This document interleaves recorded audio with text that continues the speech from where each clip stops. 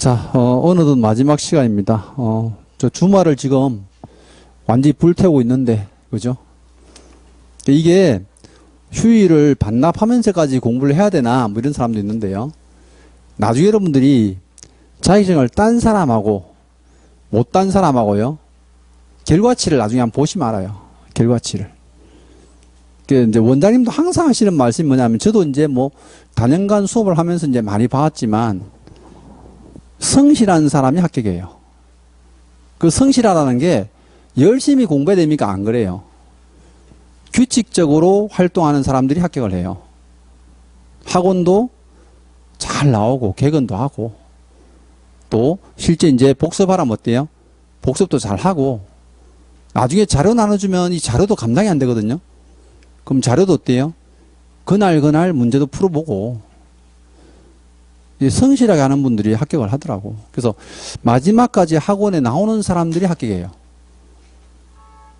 나중에 뭐 중도 도태하고 나서 몇 명 안 되는데 그 끝에 나온 사람들은요 웬만하면 합격해서 나와요. 그러니까 이제 여러분들이 뭐 주말에 반납하고 왔으니까 그만큼 효과를 본다 생각하고 이제 하시면 돼. 자, 54페이지 봅니다. 책에 등록의 결격 사유 등 돼 있는데요. 매년 나왔죠. 한 문제씩 매년 나옵니다. 근데 여기서요, 이 등록의 결격사유라는 게, 그럼 이 결격사유에 있으면 등록이 안 된단 말입니까? 하는데요. 맞아요. 등록을 해줄 수가 없다는 거야. 그럼 우리 시험 치는 사람 있잖아요. 그럼 시험 치는 사람은 자격의 결격을 하거든요. 자격의 결격. 시험 못 치는 사람. 근데 등록의 결격사유는 이 사람들은 시험은 응시할 수 있을까 없을까요? 이건 있어요. 그럼 시험은 칠 수 있는데 뭐가 안 된다고? 등록이 안 된대. 왜? 이 사람들은 중개업에서는 안 되는 사람이래요. 그럼 중개업은 보세요. 다른 사람의 재산을 다루죠. 그럼 다른 사람 재산 다루니까 자기 재산도 못 다루는 사람한테 주면 돼, 안 돼? 그거 안 된다는 거야. 그럼 이런 사람이 총 11사람 있어요. 11가지가 있는데 그 11가지 중에서 5개를 어때요? 출제하는 거예요. 그러면 결격 사유 시험에 낼 때도 간단해요. 결격 사유가 있느냐 없느냐예요. 결격 사유에 해당하느냐 해당하지 않느냐. 사례 문제 잘 안 내요. 이게 15년 전에는 사례 문제를 엄청 내서 날짜 카운트하는 문제도 많이 내는데 최근에는요 조문 그대로 출제해요. 그나마 난이도가 많이 낮아진 문제예요. 옛날에 비해서. 근데 여기서 이제 한 가지 또 자식이에요. 결격사유에 해당되는 거 보세요. 짝을 1번에 서설이란 제목에 1번 보세요. 등록의 결격사유 등의 의미 되어 있는데요. 자, 등록의 결격사유 등에 해당하는 자는 개업공사 등록한 사람이죠. 그 소속공사 중개보조원 또는 개업공사인 법인의 사원 또는 임원이 될 수 없다 써놨죠. 그러면 이거 등록만 안 되는 게 아니네. 그러면 등록에 결격사유에 해당되는 사람은요. 이게 시험에 응시할 수 있는데 중개업에 종사를 할 수 있다 없다? 없다는 거네 이거는. 그럼 제목은 등록의 결격사유지만 어때요? 중개보조원도 될 수가 없고 소공도 될 수가 없고 법인의 임원사원도 될 수가 없다는 게 뭐예요? 결격사유예요. 그렇게 이제 총 11가지가 있다니까요. 그럼 첫 번째 봅니다. 큰 제목 2번 보세요. 등록의 결격사유.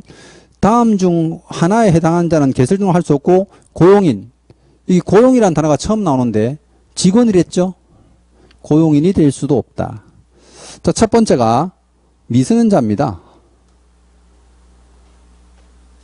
여러분들이 민법 시간에 미성년자 하면 어때요? 만 19세에 도달하지 아니한 자 이렇게 배우죠. 미성년자는 시험은 칠 수 있는데 중개업 등록은 안 돼요. 왜? 자기 재산도 못 다루잖아. 이 사람 민법에서는 제한 능력자잖아요. 근데 제한 능력자가 미성년자 말고 또 있죠. 누구? 그래, 피한정 후견인, 피성년 후견인. 그럼 보세요. 용어상 설명은 한정적으로 후견인 필요한 사람, 성년이지만 후견인 필요한 사람. 미성년자니까 무조건 후견인 법정 대리인 있어야 돼. 근데 이 사람은 성년이라 하더라도 후견인 필요하대요. 왜? 제정신이 아니라서. 한정적으로 후견인 필요하다? 정신이 왔다 갔다 하니까. 맞죠? 요 세 사람을 전부 다 뭐라 해요?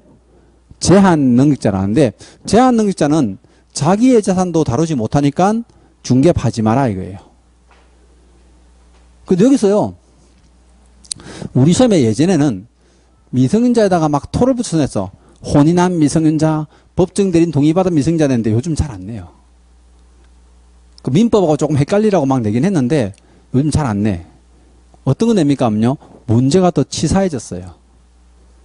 그럼 여기 보니까 용어가 피한정 후견인, 피승려 후견인 돼 있죠? 민법 가보면요, 이 사람하고 용어가 비슷한 사람 있어. 누군데? 피특정 후견인. 이 사람은 결격 사유가 아무나 돼 있잖아요. 그러면 피특정 후견인은 뭔데요? 특정하게 후견인 필요한 사람이야. 특정하게. 생각해보세요. 제가요, 재산이 한 2천억 있어요. 뭐 꿈이지만. 그럼 2천억이 있는데 뭐 건물도 있고, 그죠? 땅도 있고 막. 관리가 안 돼. 건축물이 막 2천억 가니까 임차인만 500명이야. 그럼 그 500명을 관리에다가 한국투자신탁에다가 의뢰할 수 있겠죠. 또는 변호사 불러다가 어때요? 네가 관리를 할 수 있겠죠. 그럼 제가 뭐예요? 피특정 후견인이고, 그 변호사가 뭐예요? 특정 후견인이에요. 근데 피특정 후견인은 그러면 제정신이죠. 이 사람은 제정신이 아니랬잖아. 그러니까 중개된다 이거, 이 사람은. 근데 나중에 문제 풀러가면요, 요 글자랑 비슷하죠? 순간적으로 보면 딱 헷갈려요. 피특정 후견인은 결사유자 아닙니다. 자, 그 다음 오른쪽에 넘어가서.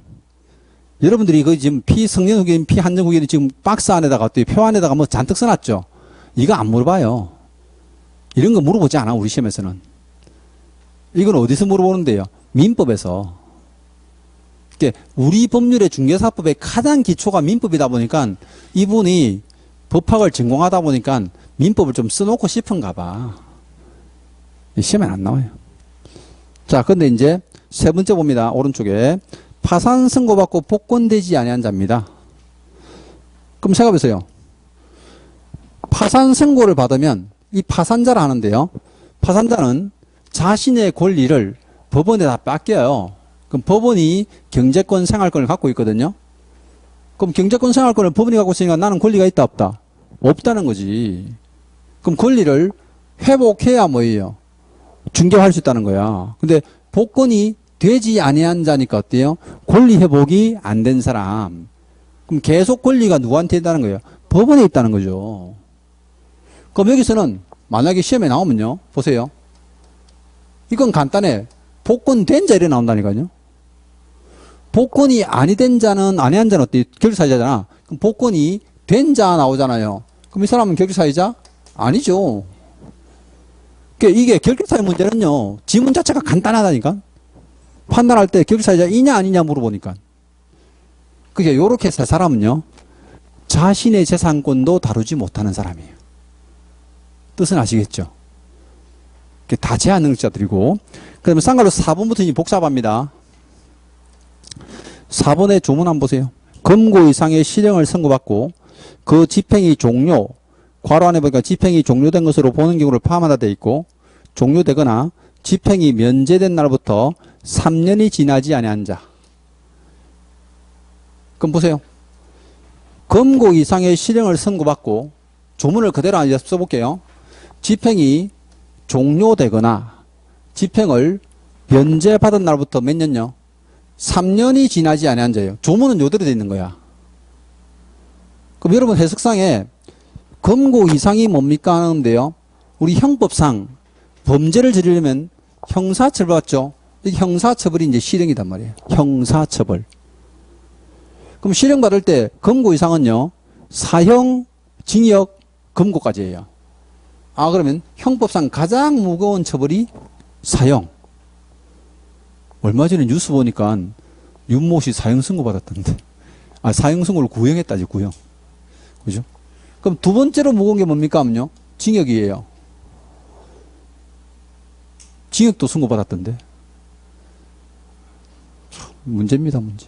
근데 아무튼 사형 선고, 징역 선고인데 세 번째가 뭡니까 하면 검거예요. 그럼 이 검거 밑에 많죠. 자격 상실, 자격 정지, 벌금, 구류, 과로물수가 있는데 밑에는 안 나와요. 왜? 검거 이상이랬잖아. 검거 이상. 그럼 검거 이상의 실형을 받았다는 뜻은요, 아주 중범죄를 짓다는 거야. 그럼 중범죄를 지은 사람이 집행을 해요. 선고받고. 그럼 사형 선고받은 사람이 집행하면 어떻게 돼요? 죽어붙네요. 그럼 죽었으니까 이 사람은 해당 사항이 없죠. 죽은 사람이 중개할 리가 없잖아. 그럼 여기서 말하는 검거 이상은 뭐예요? 징역과 검거인데, 징역과 검거 받은 사람은 집행한다. 어디 가서 이제 실제 산다는 거예요? 그렇지, 구치소에 가서. 자, 구치소 가서 사는데 집행이 종료됐대요. 무슨 뜻일까? 끝났다. 그럼 끝나면 구치소에 계속 있어 나와요. 나오는 거지. 근데 나오는 방법이 두 가지예요. 집행 종료가 있고 집행 면제가 있는데 집행 종료가 다시 두 가지예요. 그럼 집행 종료 두 가지는 어떻게 됩니까? 내가 형기를 다 채웠어. 어때요? 만기 석방할 수 있잖아. 그럼 나왔죠? 근데 만기 석방하고도 몇 년 지나야 돼? 3년 지나야 돼. 아니, 너는 구치소에서 만약에 내가 징역 5년 선고받으면 어때요? 5년 다 살고 만기 석방했는데도 중개가 안 된대. 3년 지나야 된대. 왜? 사회에 적응하라고. 무슨 말 알죠? 근데 우리나라는요, 가석방 제도가 있어요. 근데 가석방은 가짜로 석방해 준 거잖아. 대한민국의 가석방이 제일 많은 게 뭡니까 하면요, 이게 실제 병가예요. 병가. 자, 구치소에 갔는데 몸이 아파. 감방 생활이 안 돼. 놔두면 애가 죽을 것 같아. 코로나 걸렸어. 어때요? 내가 보내야 되죠? 그 병가 가석방이에요. 근데 가석방 된 사람들은 자기 자녀 형기가 남아있죠? 그럼 남아있으니까 어때요? 자녀 형기를 다 채워야지 집행이 종료되는 거예요. 그럼 쉽게 얘기하면요, 내가 징역 3년을 선고받았는데 2년을 보고하고 1년이 남아있는데 가석방 됐어요. 그럼 가석방 되고 3년 지나면 돼? 4년 지나야 돼? 4년. 그래서 이건요, 자녀 형기를 꼭 빼고 내요. 가석방이 된 날부터 3년 지나면 된다. 이래 낸다고. 무슨 말 알죠? 자녀기를 다 채우고 3년이에요. 자, 그 다음 그 밑에 보면 동그라미 3번에 집행 면제된 날 돼 있는데, 집행 면제 사유는 몰라도 돼요.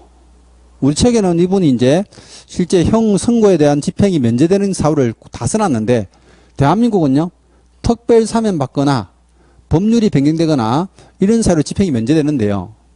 이것도 반드시 집행이 면제된 날이라고 꼭 줘야 돼요. 그럼 특별 사면 등으로 집행이 면제된 경우는 주니까 앞에 사유는 아예 안 봐도 돼. 그럼 어떤 글자를 봐야 돼? 집행 면제란 글자를 봐야 돼요. 그럼 집행 면제가 되면 몇 년 지나면 돼? 3년. 자, 요거요, 가석방하고 조심해야 돼요. 그럼 이래 보세요. 징역 3년을 선고받은 사람이 2년을 복역하고요, 가석방이 됐어요. 몇 년 지나야 중개업돼요? 4년이죠.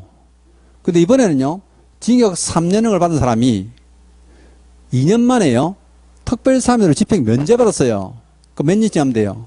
3년만 지나면 돼. 집행 면제는 아예 자녀기도 전부 다 소멸시켜버려요. 이해했어요? 여기서는 얘 둘이 조심해야 돼. 가석방은 가짜잖아, 가짜. 면제는 진짜 면제라니까, 이거는. 그죠? 그래서 3년은 3년인데 어디서부터 3년을 카운트하느냐 문제예요. 아니 3년을 무슨 5년, 2년 이래 안 바꾼다니까. 이거는 조문상의 표현은.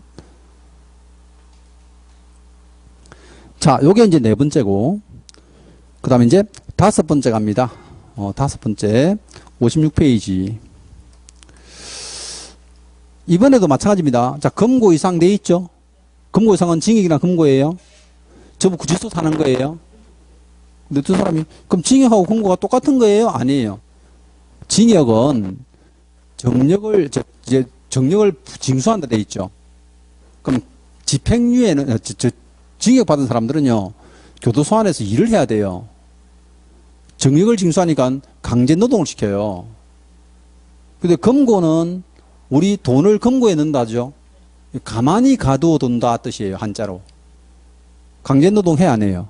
안 한다니까요. 그럼 가만히 가두어 놓고 감방에서 계속 있는 사람은 뭘 받은 사람이고, 금고. 그럼 아침에 교도소에 일어나가지고 밥 먹고 나서 일 들어가는 사람 누구예요? 징역이래요. 어떤 사람들은 뭐 국회의원 같은 정치사범이나 돈 많은 그룹사의 사장님, 회장님 이런 사람들은 금고 받겠네요. 우리나라 금고가 거의 없어요. 전부 징역 때리잖아요. 너 가서 강제노동 해라 이거야. 무조건 시킵니다. 왜요? 가만히 가둬놓으면 그게 죄를 어때요? 자기가 반성을 하겠냐고. 그냥 호텔처럼 쓰고 이러면 골치 아프잖아요.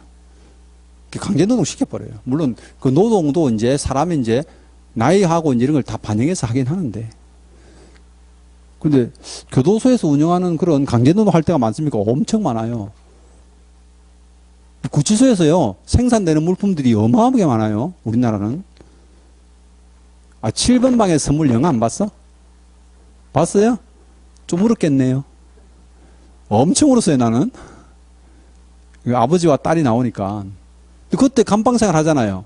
그럼 같은 감방생활 하는 실제 그 안에, 방 안에 있는 사람들 일하러 가, 안 가요? 다 가잖아. 지역받고 가잖아. 그 직업이 2개 나오잖아. 하나는 축구공 만들잖아요. 공 만드는 공장. 또 하나는 세탁소. 예, 거기서 막 탈출시키고 난리 나잖아. 그 사람들은 전부 다 징역받은 사람이야. 우리나라는요, 웬만하면 금고가 없어요. 가만히 가둬놓지 않아. 일을 시켜. 근데 일을 시키면 돈 줄까, 안 줄까? 당연히 줍니다. 주 40시간 지킬까, 안 지킬까? 법을 집행하는 곳인데 법을 반드시 지킵니다. 주 40시간 정확히 근무하고요. 돈도 주고, 나중에 나갈 때 적금 통장 만들어서 이자도 붙여서 줘요. 딱 해가지고. 최저임금에다가, 밥값하고 이런 거 다 빼고요. 뺄 거 빼고, 이제 세금도 떼고, 딱 통장 주죠. 3년 징역 살아났더니 800만원 생겼다 이런 사람이 있어요. 괜찮죠? 먹여줘, 재워줘, 돈도 줘, 뭐 일도 시켜줘. 얼마나 좋아. 그러니까 노숙자들이 요즘 범죄행위 해가지고 징역 가려고 난린 거예요. 힘든 사회야, 힘든 사회. 근데 판사가 그 사람을 죄를 지으면 징역 때린다, 안 때린다? 안 때려. 벌금 때려버리잖아. 가뜩이나 없어 죽겠는데 어때요? 벌금까지 두드려 맞아. 그럼 판사한테 뭐예요? 징역 보내달라고 그렇게 사정을 한대. 근데 징역형은 맞는데 교도소 안 가는 게 있어요. 그게 뭡니까 하면요, 그 유명한 집행유예예요. 그러면 금고 이상이니까 징역이나 금고형을 받은 사람이 형 선고를 받았는데 형에 대해서 집행, 구치소 하는 것도 유예한다? 보류한다는 거예요. 그럼 이런 유예 제도는요, 판사님의 재량이에요. 그럼 보세요. 초범이야, 초범.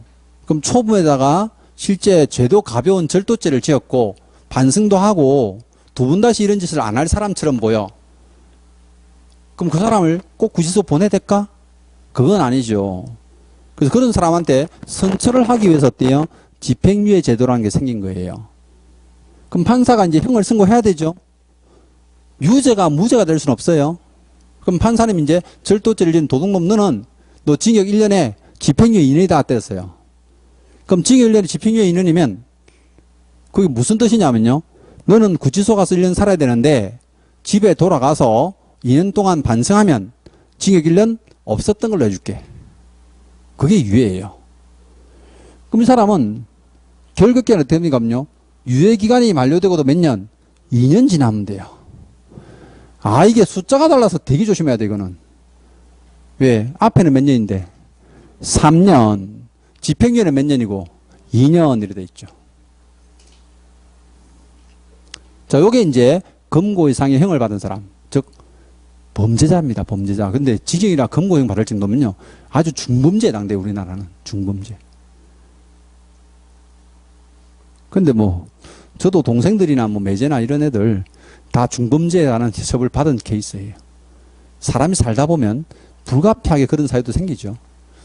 제가 앞에 뭐 도로교통법 얘기했지만 도로교통법 그 위반하면 어때요?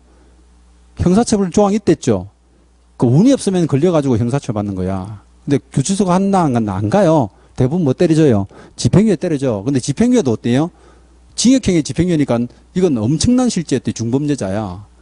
평생 죽을 때까지 어때요? 호적에 따라다녀 이거. 호적이 아니고 뭐 요즘 가족관계 등록부인데 끝까지 따라다녀요. 잘못하면요 자식들한테까지 따라다녀요. 내가 그런 케이스를 엄청 많이 봤어. 살면서 이런 죄는 절대 지으면 안 돼. 근데 징이나 금고보다 가벼운 처벌이 있는데요. 그게 지금 57페이지 11번 한번 보세요. 자, 이 법 위반하여 300만 원 이상의 벌금을 선고받고 3년이 지나지 않은 자 돼 있죠. 제가 일부러 형법상 위반행위한 사람 모았어요. 그럼 잘 보세요. 제가 모은 게 요 세 사람은 지 재산도 못 다루는 사람이죠. 요 세 사람은 어때요? 형벌 받은 사람이에요. 수형자. 형사처벌 받은 사람들이에요. 근데 징역이나 금고보다 가벼운 건 뭡니까? 벌금이거든요. 그럼 벌금은 훨씬 가벼운 처벌인데도 3년 동안 중개 못하네요. 근데 여기는 조건이 두 가지가 있잖아. 무슨 법 위반? 중개사법 위반하셔야 되고 얼마 이상? 300만 원 이상 나와야 돼. 요 조건 두 개가 어때요? 우리 시험에서 답으로 계속 나와요. 자, 출제위원이 낸 것 중에 이제 도로교통법을 제일 많이 냈는데 보세요. 도로교통법에서 벌금 1,000만 원 나왔어. 중개업 때 안 돼요. 되죠. 벌금 숫자랑 상관없이 이 법이 안 하면 어때요? 된다니까. 근데 중개사법에서 200만 원 벌금 나왔어. 중개업 된다 안 된다? 되죠. 300만 원 이상이라며. 그게 35회 때 답이야. 200만 원 써가지고. 쉽다 어렵다. 너무 쉬운 문제잖아. 300만 원을 200만 원으로 냈는데 그거 틀릴 사람이 어딨어. 근데 요거 내면 좀 어려워요. 요거 내면 좀 어렵고 요거 내면 쉽거리예요. 그래서 이제 벌금형은 징역이나 금고보다 가벼운 처벌이니까 조건이 중개사법이라 해야 되고 금액이 얼마? 300만 원 이상이 된다. 자, 이제 그 다음 나머지들은요 행정처분 받은 사람이에요. 그래서 이제 56페이지 가보세요. 56페이지에 6번부터 이거 행정처분은 간단해요. 보세요. 우리 자격증 갖고 있는 사람이 자격 취소됐죠. 몇 년 지나야 된다? 3년. 그러면 우리 시험 제도에서 시험 칠 수 없는 사람이 있었죠. 그 사람 누군데? 취소된 사람. 그럼 이 사람은 시험에 응시도 몇 년? 3년간 할 수가 없어요. 그럼 자격 취소된 사람은요, 유일하게 중개사무소 근무도 3년 안 되고요. 자격 취득도 3년 동안 안 돼요. 완전히 다른 업종에 몇 년? 3년 있다 와야 돼요. 뜻은 아시겠죠? 그럼 유일하게 두 가지가 모두 안 되는 사람은 누구밖에 없다? 이 사람밖에 없어요. 자격 취소된 사람. 여러분들이요, 자격증 따가지고 등록하면 중개업, 등록하면 중개업 되잖아요. 그래서 여러분들이 받는 행정처분 중에서 제일 무거운 처벌이 뭡니까? 자격 취소예요. 제일 무거운 게. 보세요. 내가 등록을 하고 중개받다가 등록 취소됐잖아. 그럼 자격증은? 그게 살아있어요. 근데 자격 취소됐잖아. 그럼 등록은? 자동 소멸이에요. 이게. 무조건 등록 취소야. 그래서 여러분이 나중에 받는 처벌 중에요. 제일 무거운 게 자격 취소예요. 어떤 경우도 자격 취소해서는 안 돼. 왜? 3년 동안 못 단다니까. 3년 동안 중개업 종사도 안 돼요, 이거는. 뜻은 아시겠죠? 근데 여기는 간단하잖아. 자격 취소는 3년. 근데 그 밑에 싼 걸로 8번 한번 보세요. 8번. 이 법 규정에 따라 중개사무소에 개설 등록이 취소된 후에 3년, 괄호 띄어 넣어보세요. 3년이 지나야 한다. 그러면 여기에 자격 취소도 3년인데 등록 취소도 뭐예요? 3년이네. 등록 취소되고 3년 이렇게. 둘 다 3년이네. 그럼 취소 처분은 뭐예요? 3년 지나야 돼. 근데 얘는 조심해야 돼요. 왜, 그 밑에 보니까 동그라미 2번 한번 보세요. 2번. 등록 취소일부터 3년의 결격기간이 적용되지 않는 경우도 있죠. 예외 조항이 있네요. 요겁니다. 보세요. 3년이 적용되지 않는 등록 취소. 그럼 보세요. 우리 공상 개공이 개인이잖아요. 그럼 개인이 사망했어요. 그럼 죽었잖아. 그럼 사망하면 등록 취소 사유가 돼요. 왜? 우리가 사망하면요. 사망 신고는 어디다 해요? 동사무소 하거든. 우리 등록관청은 어디예요? 구청이잖아. 무슨 말 알죠? 그러면 사망 신고는 동사무소하고 동주민센터하고요. 우리 등록관청은 시군구 구청장이다 보니까 이게 구청장은 사망 신고를 받지 못해요. 그럼 등록을 없애기 위해서요. 등록 취소라는 처분을 내려야 없앨 수 있어요. 그러면 사망하더라도 등록 취소 하거든요. 근데 죽은 사람이 3년 뒤에 돌아와요? 무서운 얘기 하지 마. 그럼 보세요. 법인이 해산했어. 그럼 법인이 해산한 것이 개인이 사망한 거랑 똑같아요. 법인격이 완전히 없었다는 거야. 그 법인을 해산했는데 등록 취소 사유예요. 등록이 계속 남아있으면 안 되잖아요. 내가 폐업 신고를 하러 오면 되는데 이것들이 안 온다니까. 그러면 폐업 신고도 안 했는데 등록을 영원히 남겨놓을 수 없으면 등록 취소라는 처분을 내리고 서류를 폐기해요. 근데 등록 취소하고 이 법인이 해산했는데 3년 뒤에 돌아옵니까? 죽은 사람이 어떻게 3년 뒤에 돌아와? 그럼 3년을 징용할 수가 없는 거예요. 자, 그 다음 이제 결격 사유요. 이제 이 법인의 해산이나 결격 사유가 시험에 잘 나오는데 보세요. 이거는 이해를 요하는 거예요, 지금. 외우는 게 아니에요. 제가 중개업을 하다가요. 미쳤어요. 피성년 후견이 됐어, 법원 가지고. 그럼 피성년 후견 결격 사유니까 어때요? 등록 취소 해야 되겠죠? 제정신 아는 사람 중개업 안 된댔잖아. 그럼 등록 취소를 당하면 그 사람 3년 뒤에 중개업 돼요? 말이 안 되잖아. 피성년 후견인이 선고되면 어때요? 계속 제정신이 아닌데 3년 뒤에 제정신도 아닌 사람한테 등록을 또 해주면 말이 안 되잖아요. 그럼 결격 사유로 인해서 등록 취소되면 3년을 지금 한다 안 한다? 안 한다는 거죠. 뜻은 아시겠어요? 그 개념. 자, 마지막은 그냥 외우셔야 돼. 등록 기준 미달. 이거는 법에서 아예 선처해 준 거예요. 우리 앞 시간에 등록 기준 배웠죠? 기준 배웠잖아요. 그럼 잘 생각해보세요. 우리 법인의 등록 기준에서 대표자를 제외한 임원사원은 3분의 1이 공사돼야 되는데 상무이사가요. 자격증 있는 상무인데 대표하고 싸웠어요. 그래서 사표 쓰고 해임돼서 나가버렸어요. 3분의 1이 안 돼 지금. 그럼 등록 기준에 미달됐죠. 그럼 상무이사 한 사람 때문에 등록 기준 미달하고 등록 취소받으면 3년 동안 중개받는다? 이 3년을 중개해버리면 어떻게 돼요? 그 법인에 있는 모든 직원들이 결격사유가 되잖아. 실업자가 되잖아요. 그걸 막기 위해서 등록 기준에 미달돼서 등록 취소되더라도 다음날 등록 또 해주는 거야. 3년을 지금 한다 안 한다? 안 한다는 거예요. 근데 사실 이제 이 종보다는요, 요 두 가지를 잘 내니까 조심해야 돼요. 등록 취소로부터 3년을 적용하지 않는 등록 취소 사유다. 예외 조항을. 근데 이거 위에 건 간단하잖아. 자격 취소 3년, 등록 취소 3년. 자, 그 다음에 정지 처분입니다. 7번 가보세요. 7번. 자격 정지라는 단어 나오죠. 그럼 자격 정지된 사람은 어때요? 정지 기간 동안에 중개할 수 없다. 근데 자격 정지라는 게 있고요. 업무 정지라는 게 있어요. 그러면 업무 정지 처분을 받고 업무 정지 기간이 지나지 않은 자. 그럼 자격 정지는 뭐고 업무 정지는 뭡니까? 하면요. 이거 사람에 따라 다른 거예요. 그럼 만약에 우리 등록한 개공 있죠? 그럼 개공이 잘못하면 어떤 처벌 받아요? 업무 정지예요.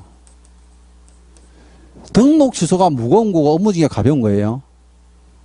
자, 자격 취소보다 가벼운 게 자격 정지인데 우리 소공이 만약에 이제 위반했잖아요. 그때는 어떤 정지 받습니까? 하면요. 자격 정지예요. 그러면 우리가 상법상에 왜 여러분 영업 정지라고 아시죠? 그럼 영업 정지 중에 하나인데 사람에 따라서 정지의 이름만 다를 뿐이지 내용은 똑같아요. 그럼 소공이 만약에 자격 정지 6개월 받았어. 그럼 집에 가서 6개월 쉬어야 돼. 그럼 내가 소장인데 개공이 위반했습니다 하면요. 법 이제 실제 등록관청이 어때요? 너 6개월 업무 중이다 때려주는 거예요. 그럼 6개월 집에 가서 쉬어야 돼. 그럼 이 사람도 보세요. 자격증이나 업무 중이는 정지 기간만 지나면 돼요. 정지 기간만. 근데 나중에 여러분들이 따로 또 배우겠지만 자격 정지나 업무 중이는요. 이게 최대 기간이 몇 개월입니까? 하면요. 6개월이에요. 최대 기간이. 그럼 6개월 이내에서 이제 날짜를 정해서 정지 처분을 내리는데 정지 기간이 안 나오고 이렇게 됐어요. 자격 정지를 받은 소속권사가 6개월이 경과한 경우 그럼 결사유자가 아닌 거죠. 몇 개월을 받든지 6개월만 지나면 어때요? 최대 기간을 다 지났잖아요. 뜻은 아시겠죠? 날짜 카운트를 안 하더라도 6개월 지났다면 무조건 결사유가 아닌 거예요. 자, 마지막 조문 오른쪽 57페이지 10번 한번 보세요. 조문이 좀 긴데 이 법 규정에 따라 업무중지 처분받은 개업공사인 법인의 업무중지 사유가 발생한 당시에 사원 또는 임원이었던 자로서 해당 개업공사에 대한 업무중지 기간이 지나지 아니한 자. 조문은 긴데 보세요. 법인이 이번에는 뭐예요? 업무중지 받았어요. 그럼 법인은 업무중지 받은 기간 동안에 그 법인에 근무하는 사람들은 중개할 수가 없죠. 업무중지니까. 근데 이 법인을 그럼 그만두고 나와서 중개됩니까 하는 건데요. 안 돼요. 어떤 사람만. 업무중지 사유가 발생한 당시에 뭐예요? 사원, 임원이었던 자들요. 전부 연대 책임지는 거예요. 사원 또는 임원이었던 자들. 그러면 사유가 발생한 당시란 것은 뭘까요? 위반했을 당시라는 거야. 근데 이건 여러분들이 간단히 보면요. 보세요. 여기에 AB라는 임원이 근무를 하고 있는데요. A가 요 당시에 위반 행위를 했어요. 위반 행위했는데 B가 여기서요. 해임돼서 나갔어.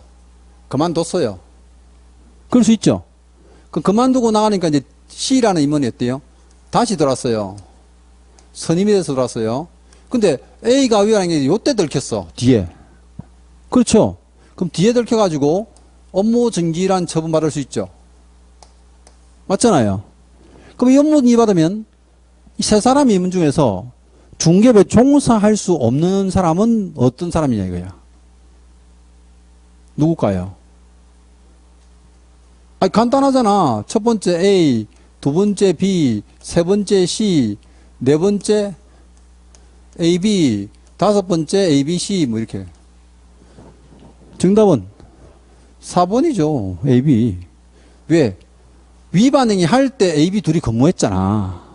그게 이제 사유가 발생한 당시에 사원 임원인 거예요.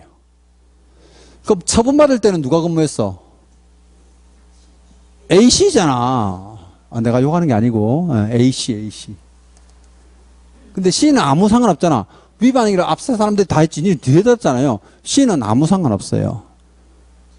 업무중지 처분받은 날이 아니고 어때요? 사유가 발생한 당시예요. 요거는 시험에 내면요. 사유가 발생한 당시인데 처분받은 당시이네요. 얘도 이제 두 번 출제를 했는데 뭐 또 나오겠나 싶긴 한데 어쨌든 잘 구분하시면 되고. 자, 마지막 조문 봅니다.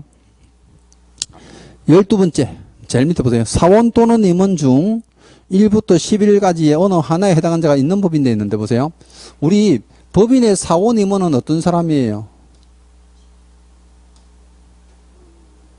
법인의 사원 임원은 경영진이랬잖아. 여기서 사원도 일반 직원 아니랬죠. 한 명의 산업자회사의 무한책임 사원이에요. 임원은 이사급이죠. 그 무한책임 사원이나 이사 같은 사람들은 법인의 경영을 맡은 사람이잖아요. 이건 개인도 절대로 결격사 있으면 안 된다는 거야. 그럼 법인의 임원 사원 중에 한 사람이라도 결격사에 된다면 법인 전체가 뭐가 돼요? 결격사유가 된다는 거야. 법인 전체가. 그럼 사원 임원 중에 결격사 생기면 어떻게 됩니까? 하면요. 잘라야 돼. 언제까지요? 2개월 이내에요. 그 밑에 보세요. 자, 57페이지 제일 밑에서 세 번째 줄. 다만 보이세요? 다만 법인이 결격 사유에 해당하는 사원 또는 임원을 2개월 이내 사유를 해소한 경우에 법인 자체는 결격 사유에서 해소되며 돼 있죠. 네, 여기까지만 보면 돼. 그러면 법인의 임원 사원이 만약에 중간에 근무하다가 결격 사유 생겼잖아. 그럼 몇 개월 만에 잘라야 돼? 2개월 안에 빨리 잘라야 돼. 그러면 법인은 어때요? 결격 사유에서 벗어납니다. 즉 등록 취소 안 당해요. 자, 여기서 이제 결격 사유자 11명 다 보셨어요. 여러분들이 이제 이걸 머릿속에서 이제 암기를 할 때요. 충분히 여러분들이 잘 구분해서 암기하시면 돼. 암기가 11가지를 다 외우기에는 힘들죠. 그러니까 제가 이제 구분해드리는 이유가 그것 때문에 보세요. 아, 자기 재산도 못 다룬 놈이 있다더라. 3가지가 있는데 미성년자, 피성년 후견인, 피한년 후견인, 또 파산선고 받은 사람. 맞죠? 여러분 인민법 시간에 제한능력자를 배우니까 이건 좀 쉬워요. 그럼 두 번째가 이제 검고 이상의 수형자 있죠. 형선고 받은 놈이 있다더라. 집행 종료되고 3년 지나야 되고 집행 면제받고 3년 지나야 되고 근데 집행유예는 몇 년? 2년. 그래, 집행유예는 있는구나. 근데 벌금형은 좀 가벼운 처벌이죠. 근데 벌금형은 조건이 2가지 있잖아요. 반드시 중개사법이어야 되고 얼마 이상? 300만 원 이상 돼야 되고. 그 외에 나머지가 이제 행정처분 해보세요. 취소처분은 3년이야, 다. 정지처분은 정지기간만 지나면 돼. 이게 뭐 어려워. 이게 행정처분은 워낙 간단한 조문이다 보니까 이거 예외조항을 잘 낸다고. 등록 취소 사유는 맞는데 3년을 징후하지 않는 게 있다더라. 예외조항이요. 근데 얘도 예외조항에서 많이 출제를 했었는데 요즘 잘 안 내요. 행정처분은 뭐 이 정도 보시면 돼. 그래서 이제 매년 한 문제 출제가 된다 보는 거죠. 그래서 이제 결격사유자 잘 구분하시고. 자, 그 다음에요. 이제 조문을 쭉 넘어가서 61페이지 한번 보세요. 조문이 두 뒤에 붙어 있다 보니까 사실상 이제 여기 뒤에 실었는데 우리 앞에서 한 거예요, 제가. 등록증에 교부등 돼 있죠. 등록 처분 및 등록 통지 돼 있고 두 번째 줄에 날짜 7일 보입니까? 7일 이내 등록하죠. 그럼 등록증 교부 절차 보세요. 등록증 교부 절차. 자, 개설 등록 통지를 받은 신청인은 중개인으로 인하여 중개어린에게 손해를 끼친 경우 대법에 손해배상 책임을 부담하는 업무보증 설정된다. 업무보증 설정을 해야지 뭐 준댔어요? 등록증 교부한다고. 그 뜻입니다. 등록증 교부. 그 다음에 등록증 재교부 몰랐대요. 뭐 잃어버리거나 못 쓰게 된 때 돼 있죠. 너무나 당연한 얘기고. 그럼 자격증도요. 잃어버리거나 못 쓰게 된 경우로 돼 있고 이때도 자격증 교본, 자격증은 자격증 교부한 시도사인데 등록증이니까 어때요? 등록 관청에다가 신청하는 거예요. 또 관청에서 우리 수수료, 서류 받으려면 돈 내야 되죠. 그게 수수료 납부한다 보시면 되고. 또 63페이지 보세요. 중개업무 게시되어 있는데요. 요거는 다음 주에요. 목요일 날, 제가 이제 다음 주부터는 목요일 날 이제 수업을 제대로 할 건데, 할 때 요거 휴업조항을 배워요. 휴업조항을 배우니까, 그때 휴업조항에서 요 조문이 나와요. 그 다음에 5절 가보세요. 이중 등록이 금지되어 있죠. 이거 방금 제가 설명 다 한 거잖아. 자격증 등록증 빌려주면 안 되죠. 그럼 있는 사람 빌려주면 안 되고 없는 사람 빌려서면 안 되죠. 또 있다고 2번 하면 안 되죠. 없는 놈이 있는 차 하면 안 되죠.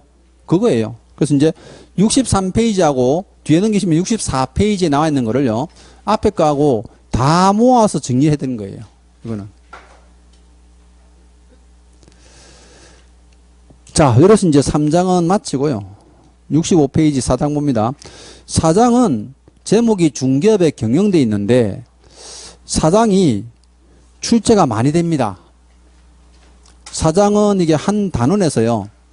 한 6문제, 아주 많이 나올 때는 7문제까지도 출제했어요. 절마다 한 문제씩 나옵니다. 1절, 2절 돼 있는데 절마다 한 문제씩 거의. 첫 번째가 이제 중개사무소의 설치 기준 돼 있는데, 자, 우리가 조금 전에 이제 배운 게 보세요. 오늘 쭉 한 것들이 총칙을 하고 시험제도 했죠. 그럼 시험제도는 자격증 따는 거예요. 이제 등록을 했죠. 중개업을 하기 위한 거죠. 그럼 등록할 수 없는 사람 배웠잖아요. 그럼 등록할 수 없는 사람 있고 있는 사람인데 할 수 없는 사람 배웠으니까 이제 등록을 잘 받은 거예요. 그럼 등록받고 나면 사무소 운영해야 되죠. 여기서부터는 중개업 경영이에요. 사무소를 운영하는 데 대해서 이제 조문을 써놨다고요. 내가 어떻게 운영할 것이냐. 그럼 첫 번째가 이제 중개사무소를 설치해야 된다는 거죠. 사무소 설치. 근데 사무소 설치는 사실상 여러분들이 뭐 선생님 이거 간판 어떻게 할까요? 이런 건 안 나와. 썬팅 어떻게 할까요? 이런 건 안 나와요. 나중에 여러분 자격증 따고 나면 제가 창업 실무라는 수업을 따로 해요. 그거 할 때 이제 저하고 사무소에 상세할 건데 그거는 이제 창업하는 사람들이나 취업하는 사람들 위해서 하는 수업이니까 자격증 따고 와야 돼. 근데 여기는 이제 어떻게 됩니까? 하면요. 사무소를 몇 개 둘 수 있느냐. 요 개념이에요. 근데 앞 시간에 사무소 하나밖에 못 둔다며. 예외가 있어요. 예외 조항이 시험에 반드시 나오죠. 그래서 이제 그 사무소 설치 봅니다. 중개사무소 설치의 원칙 한번 보세요. 개업공사는 등록관청 관할구 안에 한 개의 중개사무소만 단수양권이 붙었잖아. 무조건 사무소는 하나밖에 못 둬요. 그 사무소는 한 개만 둘 수 있다. 그럼 두 개 두면 처벌하죠. 그 밑에 쌍을 위반 가보세요. 이중 사무소에 설치 금지되어 있는데 그럼 사무소 두 개 두면 형사처벌 한댔죠. 몇 년짜리? 1년 징역이잖아. 두 번째 줄에 1년 이하 징역 또는 1천만 원 벌금이잖아요. 1년 징역 간대. 근데 쌍으로 3번 가보세요. 우리 천막이나 이 휴직의 설부터요. 설치가 안 된댔죠. 모델하우스나 분양사무소에 천막 치면 안 된댔잖아. 요게 이제 임시중개설물 천막 절대 쳐서는 안 된다. 사무소는 오로지 하나밖에 못 둔다 하는 거예요. 그럼 천막은요. 법인이고 개인이고 다 안 돼요. 근데 예외 조항이 법인만이 예외 조항이 있어요. 그게 66페이지 가봅니다. 자, 분사무소 설치라는 게 있어요. 분사무소. 그럼 분사무소는 누가 두는 겁니까? 하면요. 오로지 법인만. 개인은 분사무소 둘 수가 없어요.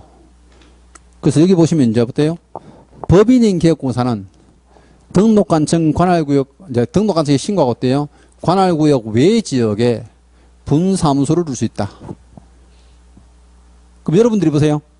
우리 법인은 본사가 있을 거 아니에요? 그럼 본사는 뭐라 불러요? 주사무소라고 불러요. 우리 지사를 뭐라 부른다고요? 분사무소라고 불러요. 그럼 주사무소나 분사무소라는 개념은요, 민법상 표현이에요. 그럼 상법상 표현은 뭐냐면요, 본점, 지점이에요. 근데 본사지사는 많이 들어봤잖아. 근데 우리 중개사법은요, 민법상 표현을 쓰고 있어요. 요게. 그러면 주사무소, 분사무소 이래 두는데, 이 분사무소를 설치하려면요, 반드시 요건을 갖춰야 돼. 아, 그게 시험에 잘 나와요. 그래서 66페이지 보세요. 2번 단락에 분사무소에 설치되어 있는데요. 첫 번째, 이래 볼게요. 법인인 개공. 여기서 말하는 법인은 중개법인, 특수법인 다 포함이에요. 우리 특수법인은 다른 법률에다 중개업을 쓰는 법인이 있잖아요. 그럼 이 사람들 법인이니까 분사무소 설치는 가능해. 그거 어쨌든 법인이니까. 근데 법인이 만약에 주된 사무소를 A군에 둔다 할게요. 그럼 여러분들이 나중에 제가 말씀드렸잖아. 어떤 지역명을 써가지고 요즘 안 낸댔죠. 예전에는 주사무소를 울산, 광역시 남구에 설치하고 이래냈다니까요. 그럼 울산에 사는 사람한테 유리한 실제 시험이 되는 거예요. 근데 지역명을 안 쓰고 어때요? A군 이래 쓰는 거예요. 그럼 군할 때 사실상 이게 한자다 보니까 어때요? 문제에서는 이렇게 괄호해서 군이라고 줘요. 지역을 나타낸다고. 그럼 A9 하면 어때요? 이렇게 실제 한자를 줘요. 괄호해가지고. 왜? 지역명이다 이런 뜻이죠. 근데 뭐 우리가 뭐 한자까지 알아야 되는 건 아닌데 그걸 뜻을 아셔야 된다고. 그럼 이렇게 이제 A군에다가 주사무소를 등록을 했겠죠. 등록했어. 근데 이 사람이 분사무소 두고 싶다 그죠? 그럼 분사무소를 어디다 둡니까? 하면요. B군에 둔대. 그러면 A군에 두면 안 됩니까? 안 돼요. 그게 첫 번째. 보세요. 설치 개수에 제한되어 있는데요. 법인인 개업공사는 주된 사무소 소재가 속한 시군구를 제외한 데 있잖아. 아, 주된 사무소 속한 시군구를 제외하라네. 첫 번째가. 그럼 주된 사무소가 있는 시군구를 제외하니까 A군에는 설치할 수가 없다는 거예요. 요걸 다른 지문에서는 요래 만나죠. 주사무소와 분사무소는 동일한 시군구에 둘 수 있다. X예요. 동일한 시군구에 둘 수가 없어요. 그래서 여기는 어때요? 제외되어 있던 거, 제외. 그 다음에 계속 보세요. 시군구별로 분사무소 설치하되 시군구별로 1개소를 초과할 수 없다 돼 있죠. 몇 개밖에 못 둔다고? 하나밖에 못 둔대. 시군구별로 1개소를 초과할 수 없어요. 하나밖에 못 둔대요. 이게. 근데 예전에 15회 때 지문을 그랬었어요. 부산광역시 동래구에는 분사무소를 2개 둘 수 있다. X죠? 실제 지문이에요. 정답이었어요. 근데 서울 사람들이 뭐랬는지 아세요? 부산 동래구가 어디냐? 어떤 놈이 이런 문제 냈어? 이렇게 된 거죠. 아니, 구는 구인데 그 사람들이 볼 때는 어때요? 약간 생소했던가 봐요. 지역명이. 그러니까 누구나 맞출 수 있는 문제를 냈는데도 지역명 쓰면 이렇게 트러블이 생겨요. 항상. 이때는 이제 시군구라는 표현 하시면 되고. 이건 오히려 1개소보다는 요즘 뭘 좀 이걸 조심해야 돼. 주된 사무소 속한 시군구별로 제외하고 시군구별로 한 개잖아요. 자, 시도별로 한 개다. X죠? 아, 이거 조심해야 돼. 시도가 아니고 어때요? 시군구별로 한 개예요. 시군구별로 한 개. 자, 그 다음에요. 분사무소 근무하는 사람을 뭐합니까요? 책임자라고 그래요. 자, 법인에 가보면 주사무소는 누가 있어요? 대표자가 있죠. 주사무소는 대표자가 근무를 해요. 근데 분사무소는요? 책임자가 하세요. 그럼 주사무소에서 근무하는 사람들은 그냥 대표자라고만 표현하고요. 분사무소에 근무하는 사람들은 책임자라고 표현하는데 요 두 사람들은요. 자격증이 무조건 있어야 되죠. 책임자는 공사라 해야 돼. 그런데 우리 앞 시간에 배운 거 보세요. 특수법인들은 등록 기준을 적용받지 않는다 했잖아요. 그러다 보니까 여기에 분사무소 설치 요건도 적용받지 않아요. 그럼 특수법인들은요. 대표자가 실제 공사가 아니라도 되고 책임자가 공사가 아니라도 돼요. 그래서 거기 보시면 책임자라는 조건에서 어때요? 쌍괄로 이거 보세요. 중개법인의 분사무소는 공사를 책임자로 두어야 하나 그 뒤에가 엄청 중요해. 다른 법률의 적용을 받는 법인 즉 특수법인이 중개할 경우에 책임자가 공사할 필요가 없다 돼 있죠. 그럼 특수법인도 책임자를 공사 둬야 되는데 이래 낸다니까요. 아, 출제는 간단하지 뭐.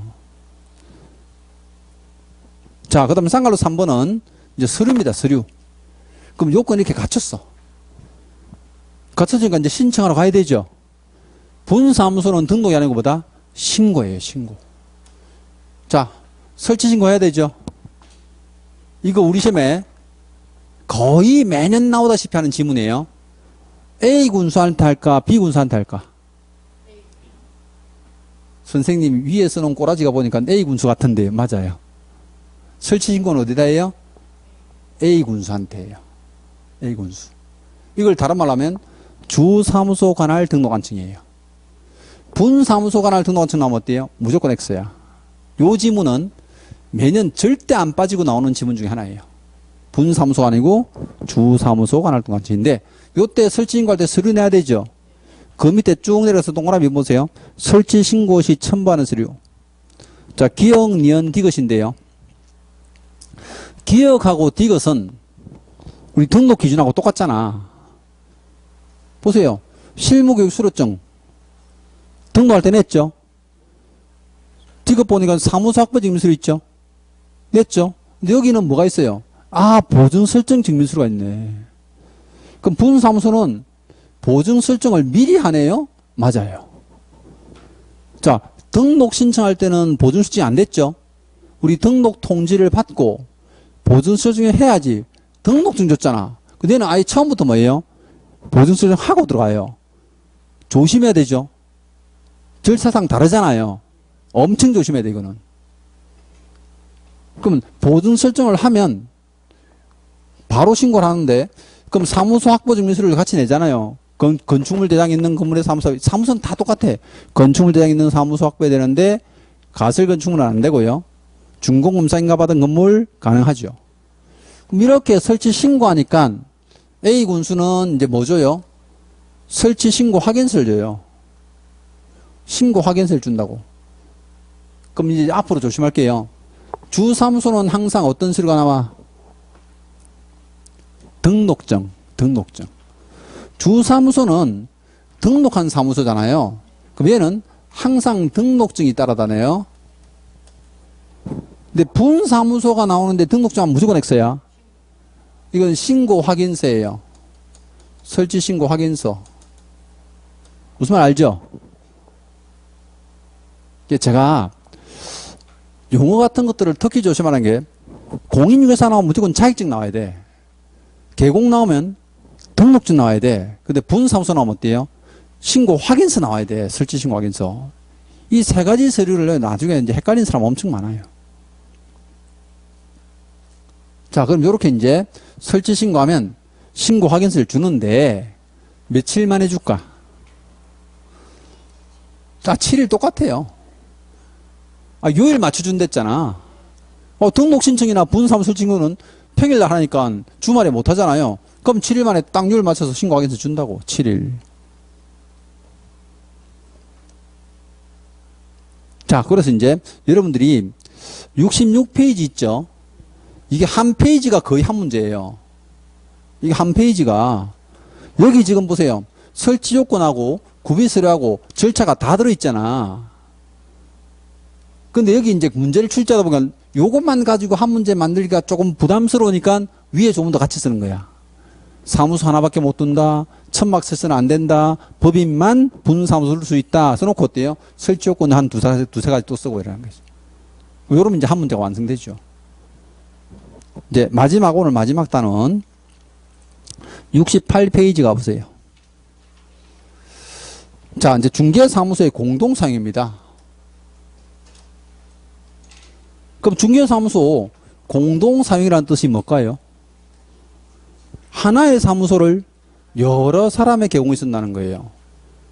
그러면 공동사용하는 사무소 말고 다른 사무소를 또 둘 수 있을까 없을까? 그건 안 돼요. 공동사용하는 사무소 자체가 어때요? 한 개 중개사무소야. 무슨 말 알죠? 별도로 다른 사무소를 둘 수가 없어요. 근데 공동사용은 어떤 계공만 됩니까? 규정이 없어요. 그러니까 보세요. 개업공사에 종별이나 업종이나 인원 아예 제한이 없어. 그럼 종별 제한이 없으니까 어때요? 법인과 개인 혼합해서 어때요? 사용할 수 있고요. 업종 제한 없댔죠? 그럼 도매업 하는 사무소예요? 무역업을 하는 사무소에 어때요? 공동사용이 가능합니다. 인원 제한도 없댔죠? 그럼 개공이 5명이야. 가능합니다. 부산 가면 제 수험생이 젊은 친구가 7명 있는데 아파트 단지 중개사무소에 6평밖에 안 되는데 7명이 사무소 소장이에요. 몽땅 자격증 따가지고. 대단하죠? 아파트 단지 사무소가 월세가 많거든. 비싸. 임대료가. 한 명이 부담하기 너무 힘드니까 어때요? 7명이 나눠서 내는 거예요. 그럼 공동사는 목적이 뭐라는 거야? 월세 아끼려고. 다른 목적은 전혀 없어요. 근데 월세를 아끼려고 하는 걸 법 조문에서 뭐라 표현하는지 보세요. 첫 번째 줄 한번 봐봐. 중개사무소의 공동사용 절차에서 중개사무소 개설 등록 신청자를 포함한 기업고사는 업무의 효율적 수행을 위하여 업무의 효율적 수행을 해서 다른 기업고사와 중개사무소를 공동하여 있다. 업무의 효율적 수행이 뭡니까? 효율 하면 뭐가 떠올라요? 돈. 여러분도 봐봐. 보일러를 효율적으로 돌려야 된다 이런 얘기 하죠. 효율이라는 뜻은 뭘까요? 돈하고 직결되어 있는 거지. 그러니까 월세 아끼려고 뭐예요? 공동사용하는 거야. 왜? 혼자 쓰면 편한데 같이 쓰면 불편하잖아. 하지만 돈은 적게 나오잖아. 그걸 다른 말로 업무의 효율적 수행이라고 표현한 거죠. 그럼 이런 제한 없이요. 얼마든지 사용할 수 있는데 공동사용이 절대 안 되는 사람이 있어. 그게 쌍갈 2번입니다. 공동사무소 설치 제한. 자, 제목 밑에 보세요. 개업공사가 업무중지 처분 기간 중에 있는 경우에 다음 방법으로 다른 개업공사와 중개사무를 공동사무할 수 없다 되어 있죠. 방법은 여러분 몰라도 돼요. 요 문구가 중요한 거야. 어떤 처분받은 사람? 업무중지 기간 중에 있는 사람. 이 사람들은요, 공동사용할 수가 없어요.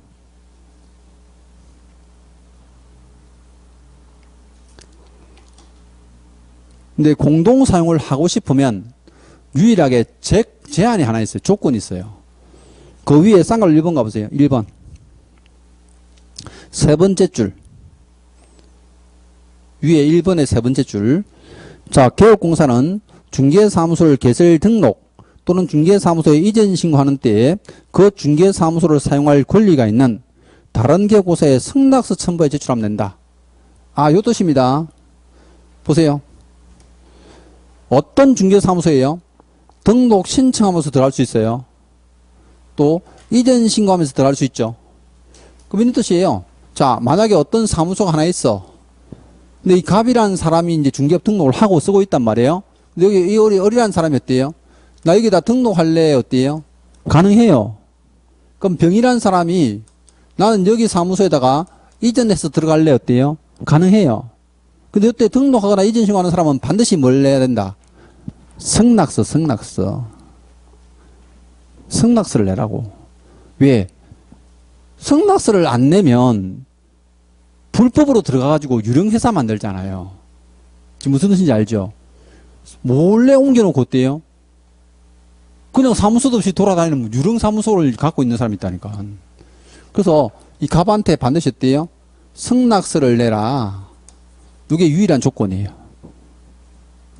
그럼 이 사무소를 사용할 권리가 있는 다른 개공한테 승낙서를 받아오면 공동 사용할 수 있게 해주겠다. 뜻은 아시겠죠? 그래서 사무소 설치는 이제 이렇게 한 문제가 나오는데 이 공동 사용은요, 시험에 지문이 나올 때도 있고 안 나올 때도 있어요. 근데 나오면 이게 제일 잘 나와요. 업무 중지 받은 사람. 공동 사용 안 되죠? 그 사람. 그 외에는 전부 다 분사무소 설치 요건하고 이 위에 부분이 거의 한 문제다 생각하시면 돼.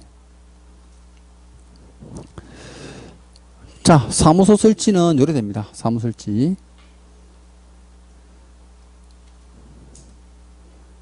자, 그래서 이제 오늘 진도는 여기까지 하도록 할게요. 여기까지. 원래 겸업 제한까지 14조까지 들어가려는데 시간이 안 되네. 첫날이라서 조금 가볍게 하고. 다음 주부터는요, 제가 이제 목요일 날 정상 수업을 할 거니까, 그죠? 이제 주말 말고 목요일 날 따라오시면 될 것 같아요. 저는 다음 주 목요일 날 뵙겠습니다. 수고했습니다.